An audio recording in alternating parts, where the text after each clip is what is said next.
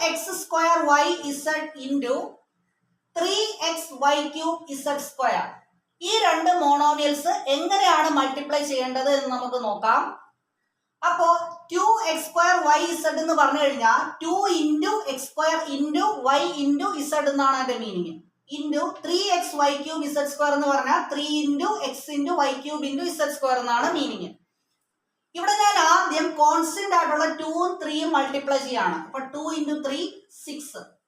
ഇനി ഇതില് എക്സ് എല്ലാം കൂടെ ഞാൻ മൾട്ടിപ്ലൈ ചെയ്യാണ്. അപ്പോ X square into X, X square into X X cube ആണ്. അപ്പോ എക്സ് ക്യൂബ്. അപ്പൊ 6 ഇൻറ്റു എക്സ് ക്യൂബ്, അതെനിക്ക് 6x ക്യൂബ് എന്ന് എഴുതാം. അടുത്തത് y രണ്ടും കൂടെ മൾട്ടിപ്ലൈ ആണ്. y into y cube, y into y cube y raise to 4 ആണ്. അടുത്തത് ഇസഡും ഇസഡ് സ്ക്വയറും, ഇസഡും ഇസഡ് സ്ക്വയറും മൾട്ടിപ്ലൈ ചെയ്യുമ്പോൾ ഇസഡ് ക്യൂബ് എന്ന് കിട്ടും.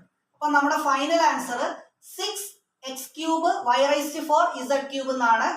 ഓപ്ഷൻ എ ആണ് കറക്റ്റ് ആൻസർ. അങ്ങനെയാണെങ്കിൽ ഈ ക്വസ്റ്റ്യന്റെ ആൻസർ നിങ്ങൾ കമന്റ് ചെയ്യാം.